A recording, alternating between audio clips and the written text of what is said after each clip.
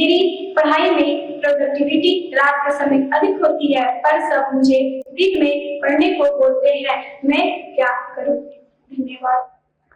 धन्यवाद श्वेता। आदरणीय प्रधानमंत्री जी, नमो ऐप के माध्यम से प्राप्त प्रश्न जिसमें राघव जोशी के सामने एक अजीब सी दुविधा है।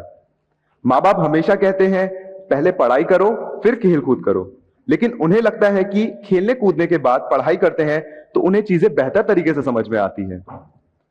कृपया राघव एवं श्वेता के साथ साथ उन जैसे कई विद्यार्थियों को समझाएं कि वे ऐसा क्या करें कि उनकी प्रोडक्टिविटी श्रेष्ठतम हो। हम सबकी दुविधा का समाधान करने की कृपा करें। माननीय प्रधानमंत्री जी।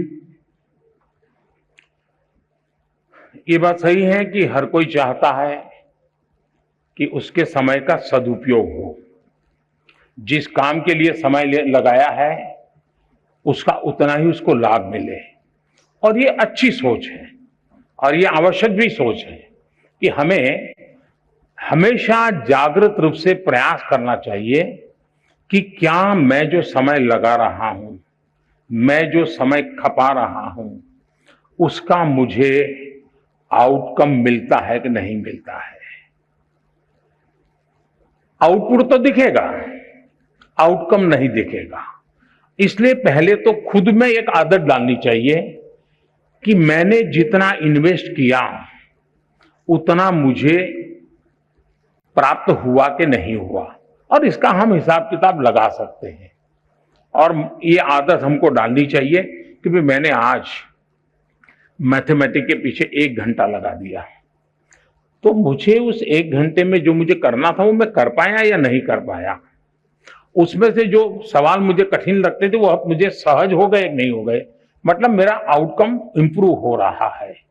ये हमें एनालिसिस करने की आदत डालनी चाहिए। बहुत कम लोगों को एनालिसिस की आदत होती है, वो एक के बाद एक पूरा करते ही जाते हैं, करते ही जाते हैं, करते ही जाते हैं, और बाद में पता ही नहीं रहता कि अरे वो जरा ज्यादा ध्यान देने की जरूरत थी, उसको मैंने ज्यादा ध्यान देने की जरूरत नहीं थी। कभी कभी क्या होता है, हमारे अपने टाइम टेबल में जो सबसे सरल है, जो सबसे प्रिय है, हम घूम फिर करके उसी में घुस जाते हैं।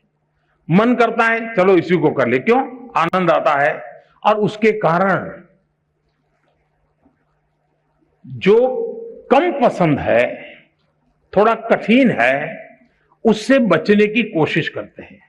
आपने देखा होगा हमारा बॉडी जो है ना, वो बॉडी शब्द मेरा अच्छा नहीं है लेकिन सरलता के लिए बता देता हूं। कभी कभी लगता है हमारा बॉडी चीटर है। आप तय करें मुझे ऐसे बैठना है, आपको पता ही नहीं होगा कैसे ऐसे हो जाते हो, पता ही नहीं होता है। मतलब आपके साथ आपका बॉडी चीटिंग करता है। आपने मन से तय किया कि मुझे ऐसे ही बैठना है, लेकिन थोड़ी देर में ढीले हो जाते हो, हाथ पैर, यानी जो ओरिजिनल स्वभाव है वहां बॉडी आपको ढल जाती है। फिर जागरूक होकर के ऐसे कर लोगे, फिर हो जाते हो। मतलब ये बॉडी जैसे चीटर है ना, वैसे मन भी चीटिंग करता है कभी कभी, और इसलिए हमें इस चीटिंग से बचना चाहिए। हमारा मन हमारा चीटर नहीं बनना चाहिए। वो कैसे बन जाता है कि जो चीज मन को पसंद है हम उसी पे चले जाते हैं।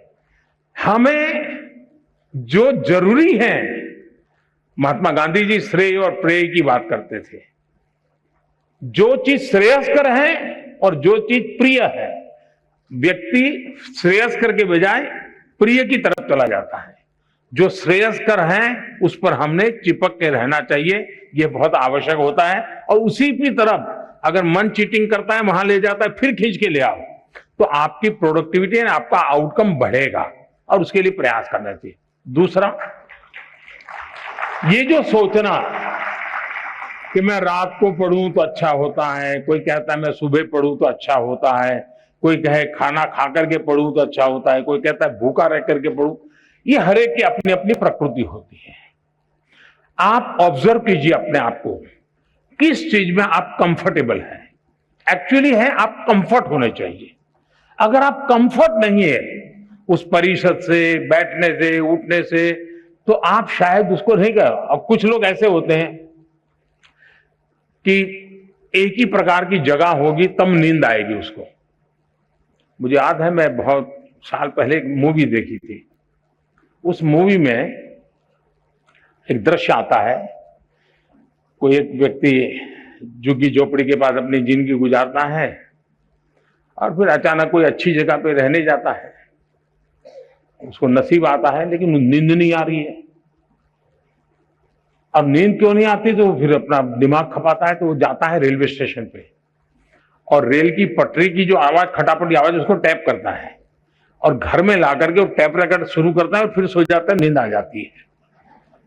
उसका वो कंफर्ट हो जाता है जब तक उसको वो, अब हर एक के लिए कोई कहे कि भाई ट्रेन की आवाज आएगी तो तुम्हें नींद आएगी, हर एक के लिए जरूर नहीं होता, लेकिन उसको वो कंफर्ट लगा। मैं समझता हूं कि हमें भी पता होना चाहिए, इसका प्रेशर बिल्कुल मत रखिए। जिस चीज में आपको आनंद आता है, आपको कम से कम उसके लिए अपने आप को एडजस्ट करना पड़ता है, वो रास्ता छोड़ने की जरूरत नहीं है। लेकिन उस कंफर्ट अवस्था में भी आपका काम है आपकी पढ़ाई, आपका काम है मैक्सिमम आउटकम, उसमें से जरा भी हटना नहीं है। और मैंने देखा है लोग कैसे काम करते हैं।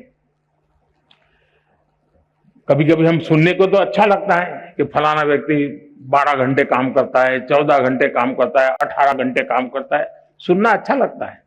लेकिन एक्चुअली 18 घंटे काम करना क्या होता है, मेरे जीवन में एक बहुत बड़ा लेसन है। मैं जब गुजरात में था तो केका शास्त्री जी करके एक बहुत बड़े विद्वान थे। स्वयं तो 5वीं 7वीं कक्षा तक ही पढ़े थे, लेकिन अनेक ग्रंथ लिखे थे उन्होंने, दर्जनों ग्रंथ लिखे थे और वो पद्म सम्मान से भी सम्मानित थे। वो जीवित रहे थे 103 साल, और जब मैं वहां था तो मैंने उनकी शताब्दी का ऑफिशियल कार्यक्रम सरकार का किया था। मेरा उनके साथ बड़ा निकट रिश्ता जैसा था, बड़ा प्यार रहता था मुझ पर उनका। तो मैं बहुत साल पहले, तब तो मैं मुख्यमंत्री भी नहीं था, तो हमने एक बार कार्यक्रम बनाया कि उनको लेकर के राजस्थान के तीर्थ क्षेत्रों पर मैं उनको दर्शन करने के लिए ले जाऊंगा। तो मैं उनको लेकर के चला, तो हम एक व्हीकल में थे सब लोग। मैं देखता था कि उनके पास बहुत कम लगेज था, लेकिन उसमें भी ज्यादा लगेज उनकी लिखने पढ़ने की चीजें थी। कहीं रेलवे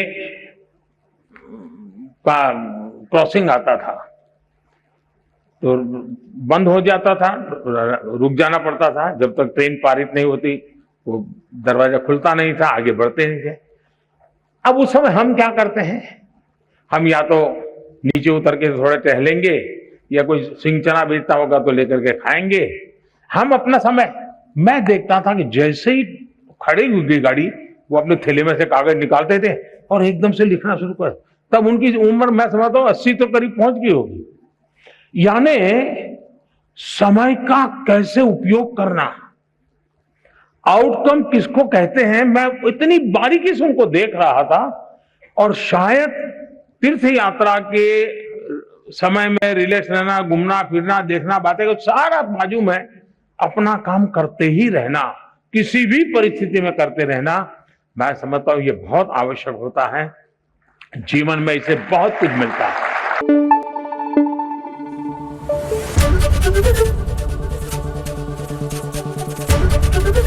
एबीपी न्यूज आपको रखे आगे।